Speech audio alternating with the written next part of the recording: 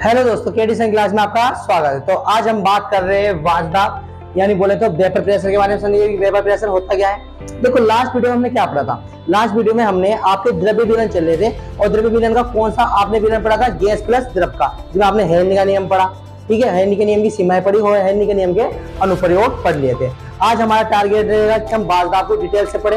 देखो वाष्प को समझना क्या है, बहुत ही आसान है। देखो मान लो आपके पास क्या है, कंटेनर है। इस कंटेनर में आपने कोई भी लिक्विड सब्सटेंस क्या कर रखा होगा, भर रखा, मतलब द्रव्य पदार्थ क्या कर रखा होगा, भर रखा होगा। जैसे मान लिया आपने पानी भर रखा है, सपोज दैट।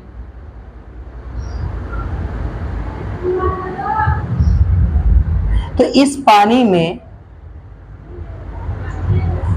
दो चीज होती है, एक सरफेस बोले तो सतह, एक होता है स्थूल बोले तो अंदर वाला पार्ट। मतलब समझो मेरी बात को क्या कहना चाह रहा हूं। जैसे आपने पानी भर दिया तो इस पानी की जो ऊपर वाली लेयर होगी, ऊपर वाली जो लेयर होगी वो आपकी सतह होगी, बोले तो सरफेस होगी।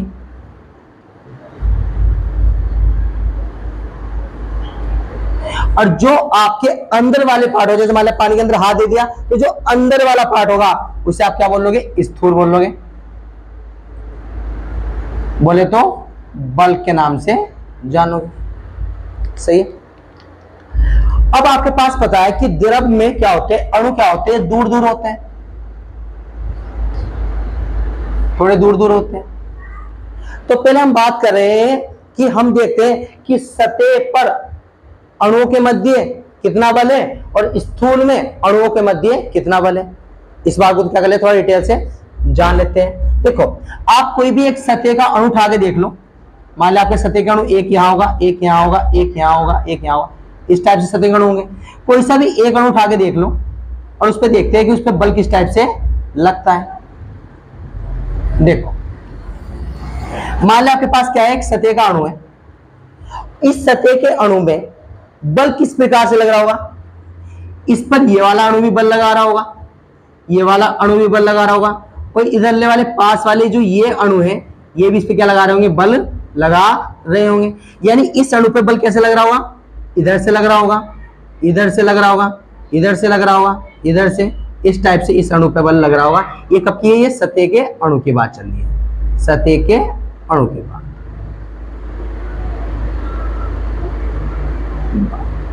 सही। अब हम देखते हैं कि स्थूल में किस तरीके से बल देखने को मिलता है। तो आप स्थूल का कोई भी एक अणु उठा के देख लो और उसमें बल चेक करो। तो इस अणु पर एक ऊपर से भी बल लग रहा होगा, एक इधर से भी बल लग रहा होगा, एक इधर से भी बल लग रहा होगा, एक इधर से भी बल लग रहा है, एक इधर से भी बल लग रहा होगा। मतलब अणु के ऊपर एक ऊपर से भी अणु बल लगा रहा होगा, दूसरा अणु भी बल लगा रहा होगा, तीसरा अणु भी बल लगा रहा होगा, चौथा अणु भी, पांचवा अणु भी, छठा अणु, मतलब कई सारे अणु इस टाइप से देखने को मिलेंगे। यह किसकी है, स्थूल के अणु की बात है। ये किसकी है, स्थूल के अणु की बात। यानी इससे हम क्या समझे, इससे हम ये समझे कि जो आपके अंदर द्रव है, द्रव में सतह की, स्थूल की तुलना में अगर सतह के बारे में बात करें, स्थूल की तुलना में अगर सतह के बारे में बात करें तो सतह के जो अणु होते हैं उनके अणु अणु के मध्य, उनके अणु अणु के मध्य, उनके अणु अणु के मध्य आकर्षण बल क्या होता है, स्थूल की तुलना में क्या होता है, कम होता है। ये बात समझते हो। स्थूल में क्या लगा है, स्थूल में ज्यादा अणु अणु के मध्य आकर्षण है। सतह पे देखें तो सतह पे ऊपर वाली लेयर में ऊपर से तो अणु नहीं है, तो ऊपर वाली जो एयर मतलब लेयर होगी तो उस पर आकर्षण बल क्या होगा, बहुत कम होगा। मतलब अणु अणु के मध्य आकर्षण बल क्या होगा, बहुत कम होगा स्थूल की तुलना में। इतनी बात तो समझते हो। यानी हम पहली बात ये बोल सकते हैं कि स्थूल की तुलना में, स्थूल की तुलना में द्रव की सतह के अणुओं के मध्य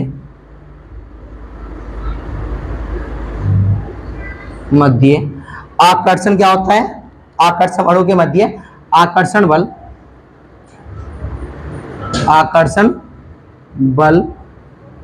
कम होता है। पहले आप ये बात बोल सकते हो। सही। अब हमें प्रैक्टिकली विशेष तौर पे मतलब साइंस के तौर पे हमें यह पाया गया है कि सतह के अणु के पास, द्रव की सतह के जो अणु है इनके पास क्या होती है, एक विशेष प्रकार की ऊर्जा होती है। कौन सी ऊर्जा होती है? काइनेटिक ऊर्जा, एनर्जी बोले तो स्थिति सॉरी गतिज ऊर्जा। कौन सी होती है? काइनेटिक एनर्जी होती है, गतिज ऊर्जा होती है। ये आपको पाया गया है। देखो आप एक काम करना, आप एक बोतल लेना है, एक बोतल को हिला के देखना, तो इसमें देखोगे कि आप जो सतह के अणु है वो क्या कर रहे होंगे, गति कर रहे होंगे, और जो बोतल के नीचे वाले अणु है वो क्या होंगे, स्थिर होंगे, उनके पास कोई गति नहीं होगी। ये विशेष के तौर पर हमें पाया गया है। सही है। तो जैसे हम, आपको ये बात तो पता है कि अणु अणु के मध्य कौन सा होता है, आकर्षण बल होता है, उस बल का क्या नाम होता है, पता है ना? ठीक है, अंतराण्विक बल। ये बात आपको याद रखना है, अणु के मध्य लगने वाले बल को अंतराण्विक बल कहते हैं। ठीक है ना, ये बात ध्यान रखना। अब सुनो, आगे बात सुनते हैं, चेक करते हैं। अब जैसे मान लिया आपके पास क्या है, इन सतह के अणु के पास एक प्रकार की क्या है, काइनेटिक एनर्जी, इस तरीके से घूम रहे हैं। और विशेष प्रकार से हम देखें तो अणु अणु के मध्य आकर्षण बल भी क्या है, बहुत कम है। तो जैसे हवा का एक झोंका आएगा, इस प्रकार से हवा आएगी, ठीक है, तभी एक अणु आपकी हवा में क्या हो जाएगा, ट्रांसफर हो जाएगा। ठीक है, फिर एक हवा आएगी, फिर अणु एक ट्रांसफर हो जाएगा, फिर हवा आएगी, फिर एक अणु ट्रांसफर हो जाएगा। यानी इसी प्रकार से एक टाइम ऐसा आ जाएगा जिससे आपका पूरा कंटेनर क्या हो जाएगा, साफ हो जाएगा, मतलब खाली हो जाएगा। तो इसी प्रक्रिया को हम क्या बोलते हैं, दोनों। जब द्रव किसमें परिवर्तित हो रहा है, वाष्प में परिवर्तित हो रहा है। किसमें हो रहा है, वाष्प में। ये वाष्प में क्या हो जाएगा, परिवर्तित हो जाएगा। तो जब कोई द्रव वाष्प में परिवर्तित होता है तो उसी प्रक्रिया को हम क्या बोलते हैं, वाष्प के नाम से जानते हैं। सही है।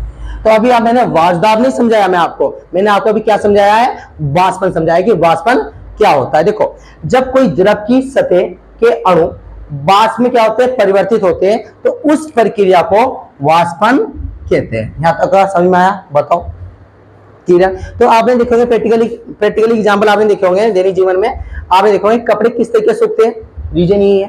ठीक है। फिर दूसरी बात, आपने गड़गड़ मतलब वर्षा वगैरह होती है तो जगह जगह पानी इकट्ठा हो जाता है, तो वहां पानी किस तरीके, कुछ मतलब 6 या 7 दिन बाद देखते हो तो पानी क्या होता है, वहां से गायब हो जाता है। तो किस कारण होता है, वाष्पन प्रक्रिया के कारण। सही, ठीक है। अब हम समझते हैं वाष्पदाब के बारे में। पहले इसको मैं लिखता हूं, वाष्पन को। देखो वाष्पन क्या होता है, यहां लिखते हैं,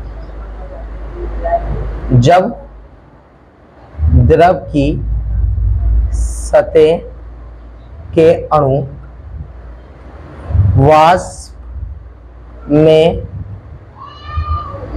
परिवर्तित होते हैं तो उस प्रक्रिया को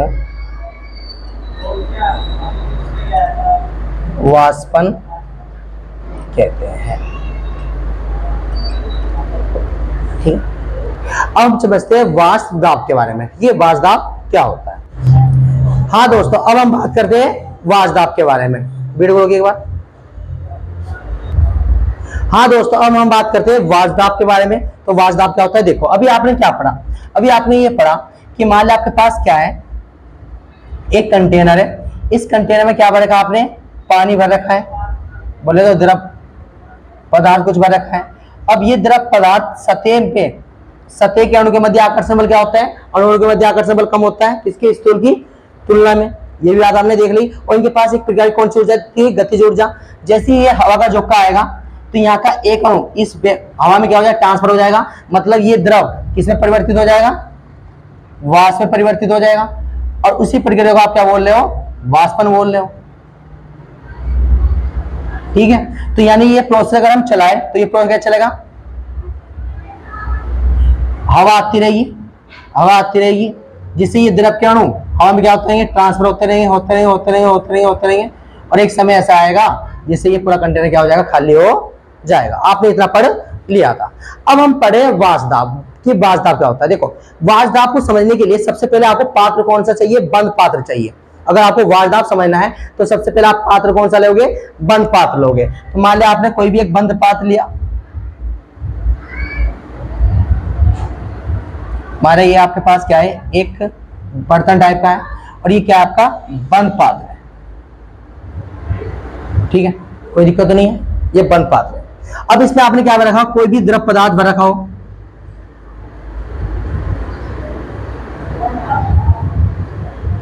सही है। अब तुम्हें पता है यहां कौन सी प्रक्रिया चालू हो जाएगी, वाष्पन प्रक्रिया चालू हो जाती, क्योंकि ये द्रव क्या है, जो आपने द्रव भर रखा है ये क्या है, वाष्पशील पदार्थ है, मतलब वाष्प में क्या हो सकता है, परिवर्तित हो सकता है। तो सिंपल सी बात है, ये द्रव वाष्प में क्या होगा, परिवर्तित होगा। तो ये कौन सी अवस्था है आपकी, द्रव अवस्था। और द्रव अवस्था से किस में जा रहे हैं, वाष्प अवस्था में जा रहे हैं। तो जब कोई पदार्थ अपनी द्रव अवस्था से वाष्प अवस्था में जाता है तो उसे हम क्या बोलते हैं, उसे हम बोलते हैं वाष्पन। ठीक है। तो जब ये द्रव के अणु हैं,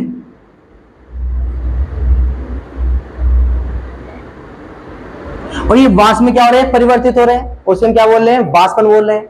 तो कुछ समय बाद जब द्रव के अणु ऊपर जाते रहेंगे, ऊपर जाते रहेंगे, ऊपर जाते रहेंगे, तो कुछ समय बाद यहां क्या आ जाएगी, साम्य अवस्था आ जाएगी। साम्य अवस्था आ जाएगी, इक्विलिब्रियम आ जाएगी, जैसी कंडीशन देखने को मिलेगी, साम्य अवस्था। साम्य अवस्था मतलब समझ रहे हो, साम्य अवस्था मतलब ये आता है कि जितने अणु नीचे है उतने अणु ऊपर है। यानी साम्य अवस्था मतलब ये होता है, अगर जितने अणु आपके सतह के नीचे बैठे हैं उतने अणु क्या है, ऊपर है, सतह के ऊपर। ये साम्य अवस्था क्या होता है, मतलब होता है। साम्य अवस्था आने की एक कंडीशन है बिल्कुल सुंदर सी, अगर जैसे यहां साम्य अवस्था आई तो जैसे एक द्रव का अणु, जैसे यहां साम्य अवस्था आई और जैसे यहां एक द्रव का अणु वाष्प के अणु में क्या होगा, परिवर्तित होगा, तो उसी समय वाष्प का अणु द्रव में क्या होगा, परिवर्तित होगा। वाष्प का अणु द्रव में क्या होगा, परिवर्तित होगा। सही है। और जब वाष्प अवस्था से किसमें जा रहे हो आप, द्रव अवस्था में जा रहे हो, तो उसे आप बोलते हो संघनन। क्या बोलते हो, संघनन। वर्ड याद होना चाहिए, उसे आप क्या बोलते हो, संघनन। सही है। एक बार दोबारा रिवाइज करते हैं, देखो सुनो, आपके पास क्या था, द्रव था। अब ये द्रव किसमें जा रहा था, आपके वाष्प में परिवर्तित हो रहा था। और जब कोई द्रव अवस्था से वाष्प अवस्था में क्या जाता है, कोई भी जल मतलब द्रव पदार्थ अपनी द्रव अवस्था से वाष्प अवस्था में क्या होता है, परिवर्तित होता है, तो उस प्रक्रिया में क्या बोलते हैं, वाष्पन बोलते हैं। कुछ समय बाद यहाँ क्या आएगी, एक कंडीशन आ जाएगी। कंडीशन कौन सी आएगी, साम्य अवस्था आ जाएगी। साम्य अवस्था का मतलब ये होता है कि जितने द्रव के अणु नीचे हैं उतनी द्रव के अणु क्या है, ऊपर है। ये बात समझते हो।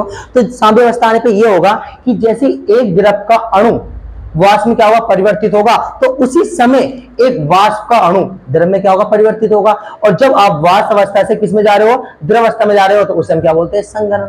तो जब ये वाष्पन और संघनन प्रक्रिया क्या होगी, दोनों साथ साथ होने लग जाएगी, तब आपका जब वाष्प के अणु और द्रव के अणु, सॉरी वाष्प के अणु और द्रव की सतह, ये द्रव की क्या है, सतह। सही है। तो जब ये वाष्प किसके अणु द्रव अवस्था में क्या होंगे, परिवर्तित होंगे, तो ये सतह पे क्या लगाएंगे, एक प्रेशर, बोले तो दाब क्या करेंगे, जनरेट करेंगे। अब उसी दाब को आप क्या बोलोगे, वाष्प दाब के नाम से जानोगे, क्योंकि क्या है, वो वाष्प के द्वारा लगाया गया दाब है, इसी आप क्या बोल रहे हो, वाष्प दाब। ठीक है। यानी कि समझो, जैसे मान लो एक द्रव कंटेनर में एक द्रव आपने भर दिया, अब ये द्रव क्या होगा, वाष्प में परिवर्तित होगा। अब वाष्प में परिवर्तित होने के बाद साम्य अवस्था आ जाएगी। साम्य अवस्था आने के बाद जितने अणु नीचे उतने अणु क्या होंगे, ऊपर होंगे। अब जब अणु ऊपर होंगे तो यानी एक द्रव का अणु वाष्प के अणु में क्या हो रहा है, परिवर्तित हो रहा है, तो उसी समय वाष्प का अणु द्रव अवस्था में क्या होगा, परिवर्तित होगा। और जब वाष्प का अणु द्रव अवस्था में परिवर्तित होगा तो वो द्रव की सतह पर क्या लगाएगा, एक दाब लगाएगा। उसी दाब को आप क्या बोलोगे, वाष्प दाब बोल दोगे। आई होप आपको क्लियर हो गया होगा। सही है। तो चलते हैं वाष्प दाब, मैं लिखता हूं वाष्प दाब की थ्योरी। हाँ दोस्तों, अब इसकी थ्योरी सेक्शन लिख दी गई है। देखो क्या कह रहा है, एक निश्चित ताप पर द्रव अवस्था से वाष्प अवस्था की साम्य अवस्था में, जब द्रव अवस्था से वाष्प अवस्था कौन सी आ जाएगी, साम्य अवस्था में, वाष्प द्वारा, इस वाष्प द्वारा द्रव की सतह पर, इस द्रव की सतह पर डाले गए दाब को, जब ये ऊपर से नीचे आ रहा है तो इसकी द्रव की सतह पर क्या कर रहा है, दाब डाल रहा है, उसी दाब को क्या बोलते हैं, वाष्प दाब कहते हैं। ठीक है। अब आगे बात करते हैं। हाँ दोस्तों, अब एक पर्सन पूछते हैं, देखो एक आपके पास क्या, एक पर्सन है, प्रश्न ये है कि आपके पास क्या है, दो द्रव है, द्रव 1 और द्रव 2, ये दो द्रव है। मान लिया द्रव आपके पास क्या है, H2O बोले तो जल है, और आपके पास द्रव 2 क्या है आपका, C2H5OH बोले तो अल्कोहल है। ठीक है ना, इस टाइप से। अब आपके पास, अब हमें यह बताना है कि आपके पास द्रव 1 भी वाष्प में परिवर्तित हो सकता है और द्रव 2 भी वाष्प में परिवर्तित हो सकता है। बस आपको यह बताना है कि द्रव 1 का वाष्प दाब ज्यादा आएगा या द्रव 2 का वाष्प दाब ज्यादा आएगा। यानी कि आपको बताना है कि जो आपका H2O का वेपर प्रेशर है और जो आपका वेपर प्रेशर बोले तो अल्कोहल का जो वेपर प्रेशर है, इनमें से किसका वेपर प्रेशर ज्यादा होगा, किसका वेपर प्रेशर कम होगा, वही क्या करना है आपको बताना है। कोई दिक्कत तो नहीं। देखो अब वाष्प दाब किस चीज पर निर्भर करता है, ये बात सुनो। देखो द्रव के सतह के जितने अणु ऊपर जाएंगे, जब द्रव की सतह के अणु वाष्प में जितना ज्यादा परिवर्तित होंगे उतना ही ज्यादा वाष्प दाब आएगा। समझा मेरी बात को, क्या कहना चाह रहा हूं। जैसे मान लिया आपके पास क्या है, एक कंटेनर है और एक बंद ये पात्र है। इस बंद पात्र में आपने द्रव भर रखा है और बंद पात्र में आपने द्रव भर रखा है, तो इस द्रव से जितने ज्यादा ये अणु ऊपर जाएंगे उतना ज्यादा वाष्प दाब आएगा। ये बात तो समझते हो। और ऊपर जाने का मतलब क्या है, देखो सुनो। जैसे मान लिया आपके पास एक अणु है और दूसरा द्रव का अणु सतह का यहां है और तीसरा अणु आपका यहां है, सपोज दे। अब इन अणु के मध्य, अगर इन अणु के मध्य आकर्षण बल ज्यादा होगा, अगर इन अणु के मध्य आकर्षण बल क्या होगा, ज्यादा होगा, मतलब एक अणु दूसरे अणु को पकड़कर रख रहा होगा, तो सिंपल सी बात है ये वाष्प में ज्यादा परिवर्तित नहीं होने के। और जब ज्यादा वाष्प में परिवर्तित नहीं होने के तो वाष्प दाब भी क्या आएगा, कम आएगा। सही है, कोई दिक्कत नहीं है। यानी हम बोल लें, अगर यहां बोल लें तो अणुओं के मध्य आकर्षण बल क्या है, ज्यादा है। अणुओं के मध्य आकर्षण बल क्या है, अधिक है, मतलब ज्यादा है। तो सिंपल सी बात है कि वाष्प दाब क्या आ जाएगा, कम होगा इस वाली कंडीशन में। ठीक है, सही है। अगर सिंपल सी बात है, अगर अणुओं के मध्य आकर्षण क्या होगा, कम होगा, तो एक अणु दूसरे अणु को कम पकड़ के रख रहा होगा, तो सिंपल सी बात है वाष्प में क्या होंगे, ज्यादा परिवर्तित होंगे। और जितना ज्यादा ये वाष्प में परिवर्तित होंगे उतना ही ये वाष्प अवस्था से जब द्रव अवस्था में आएंगे तो ये द्रव की सतह पे ज्यादा दाब लगाएंगे और इसे क्या बोलते हैं, वाष्प दाब। यानी कि बोले अगर अणुओं के मध्य आकर्षण बल क्या होगा, कम होगा, तो सिंपल सी बात है वाष्प दाब क्या होगा, ज्यादा होगा, वाष्प दाब क्या होगा, अधिक होगा। यानी कि वाष्प दाब किस चीज पर डिपेंड कर रहा है, वाष्प दाब डिपेंड कर रहा है कि द्रव से कितने अणु वाष्प में क्या हो रहे हैं, परिवर्तित हो रहे हैं, और जितने अणु वाष्प में परिवर्तित होंगे उतनी ही द्रव की सतह पे क्या लगेगा, दाब लगाएगा। उसी को आप क्या बोल रहे हैं, वाष्प दाब बोल रहे हैं। यहां पर समझ आ गया। यानी कि अगर अणुओं के मध्य अगर आकर्षण बल को देखें, अगर अणु के मध्य आकर्षण बल को देखें, तो अणु के मध्य अगर वो आकर्षण बल क्या होगा, ज्यादा होगा, तो वाष्प दाब क्या आएगा, वाष्प दाब क्या आएगा, कम आएगा। अगर अणुओं के मध्य आकर्षण बल क्या होगा, कम होगा, तो इतना ज्यादा क्या होंगे, वाष्प में परिवर्तित होंगे, जिससे वाष्प दाब भी क्या आएगा, ज्यादा होगा। मतलब अणु के मध्य आकर्षण कम तो वाष्प दाब ज्यादा, अगर अणु के मध्य आकर्षण बल ज्यादा तो सिंपल से वाष्प दाब कम, तो एक दूसरे क्या होगा, ये व्युत्क्रमानुपाती। तो हम बोल सकते हैं कि जो आपका वाष्प दाब होता है, वाष्प दाब वो अणुओं के मध्य आकर्षण बल के क्या होता है, व्युत्क्रमानुपाती होता है। अणुओं के मध्य आकर्षण बल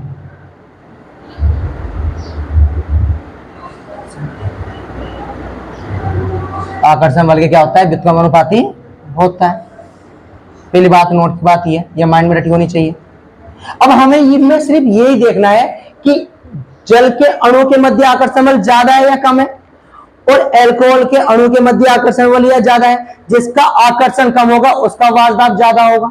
ये बात तो समझ रहे हो। तो देखते हैं इन दोनों में से द्रव एक के अणु के मध्य आकर्षण कम है या द्रव दो के अणु के मध्य आकर्षण है, सॉरी द्रव दो के बोले तो अल्कोहल के मध्य आकर्षण बल क्या है, कम है।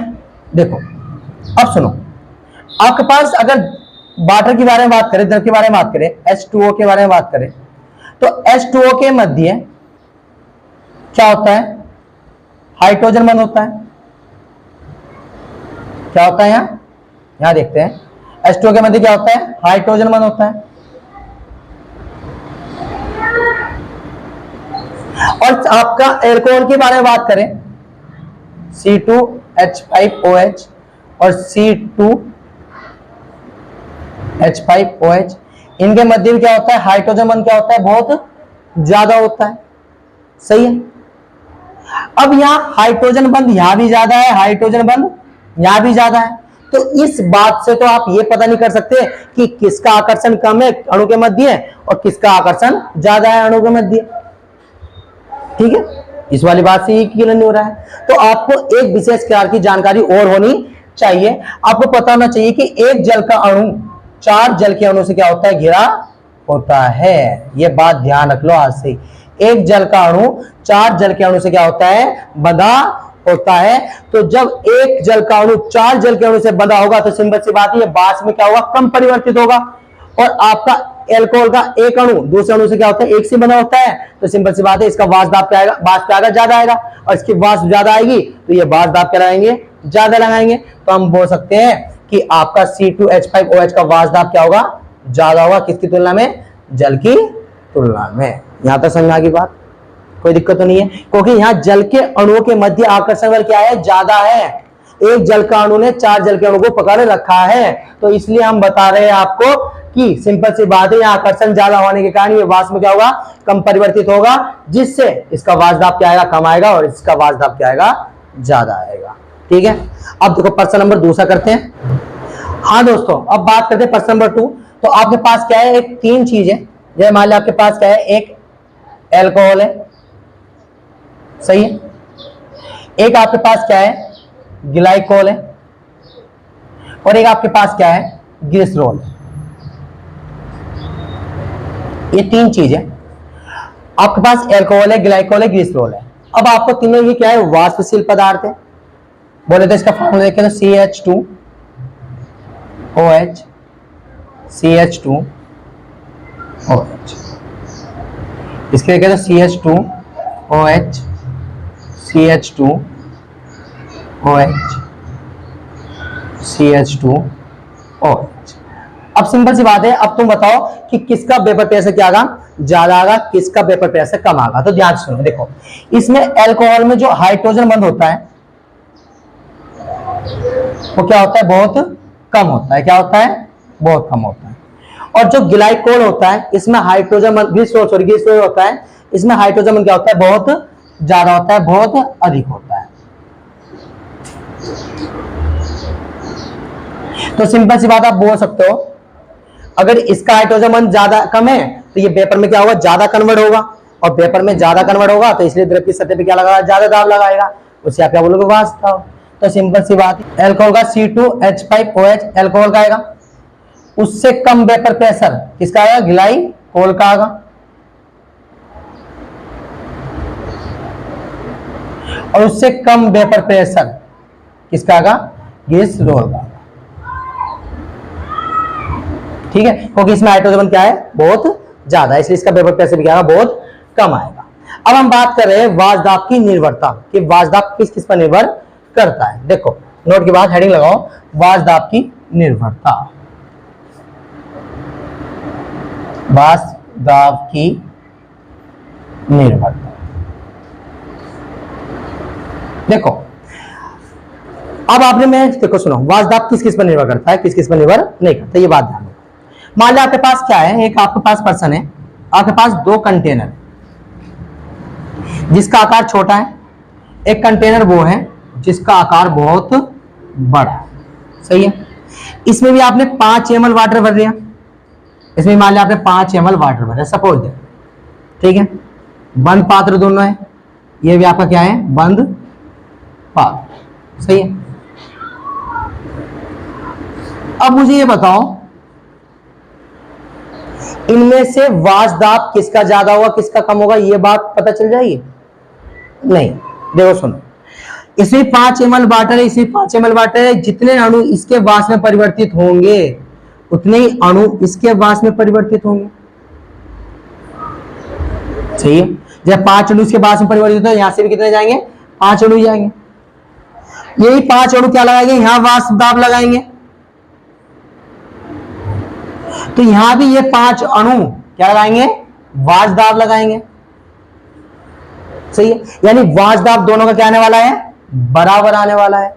यानी कि सिंपल सी बात बोल ले तो वाष्प दाब, अगर पहली बात बोल ले तो वाष्प दाब पात्र की, जो आपने कंटेनर लिया है, इस पात्र की आकृति पर निर्भर नहीं कर रहा कि आपने कितना बड़ा लिया है कितना छोटा लिया है। पहली बात आप ये ध्यान रख लो कि वाष्प दाब पात्र की आकृति पर निर्भर नहीं करता, परंतु अगर बात देखें तो जो आपका वाष्प दाब है वो पदार्थ की प्रकृति पर निर्भर करता है। सुनो अभी समझाते हैं, वाष्प को पहले लिखते हैं। वाष्प दाब पदार्थ की प्रकृति पर निर्भर करता है कि आपने कौन सा पदार्थ मिलाया है कौन सा नहीं मिलाया है, इस पर निर्भर करता है। क्योंकि आपने क्या मिलाया, आपने अल्कोहल मिलाया है या आपने पानी मिलाया है, किसका वाष्प दाब ज्यादा हो किसका वाष्प, उसकी प्रकृति पर क्या करता है, निर्भर करता है। अब देखो आपके पदार्थ आपके पास क्या होते हैं, 2 प्रकार के होते हैं।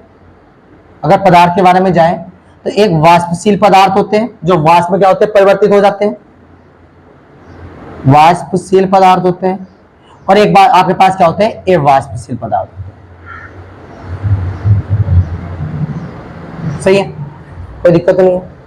अब वाष्पशील पदार्थ कौन कौन से होते हैं, अवाष्पशील पदार्थ कौन कौन से होते हैं, ध्यान सुनो। वाष्पशील पदार्थ आपके पास, जैसे मान लो आपके पास पानी हो गया, जल हो गया, बोले तो H2 हो गया। दूसरा आपके पास अल्कोहल हो गया। तीसरा आपके पास ग्लाइकोल हो गया।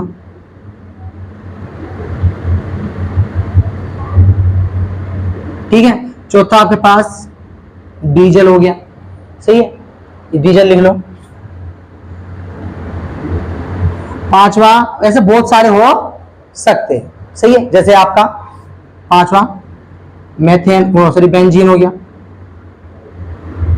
ठीक है, ये सब आपके पास क्या है, वाष्पशील पदार्थ, मतलब वाष्प में परिवर्तित हो सकते हैं। अब एक अवाष्पशील पदार्थ कौन कौन होते हैं, जैसे नमक वाष्प में परिवर्तित नहीं हो सकती। यूरिया हो गई, आपके पास सुक्रोज हो गई, चीनी जो बोलते हैं, आपके पास ग्लूकोज हो गया। ये सब आपके पास क्या होते हैं, सब आपके पास क्या होते हैं, अवाष्पशील पदार्थ होते हैं जो वाष्प में परिवर्तित नहीं होते। सबके फार्मूले आपको पता होने चाहिए क्योंकि इन पे प्रश्न बहुत ज्यादा पूछे जाते हैं। देखो नमक का हो गया आपका NaCl, यूरिया हो गया NH2, CO NH2, हो गया आपका C12 H22 O11। ठीक है, और ग्लूकोज का हो गया आपका C6H12O6। ठीक है ना, कोई दिक्कत तो नहीं है, आपको ये पता होने चाहिए। ठीक है, अब हम बात करेंगे राउल्ट के नियम में। ठीक है, तो मिलते हैं नेक्स्ट वीडियो में।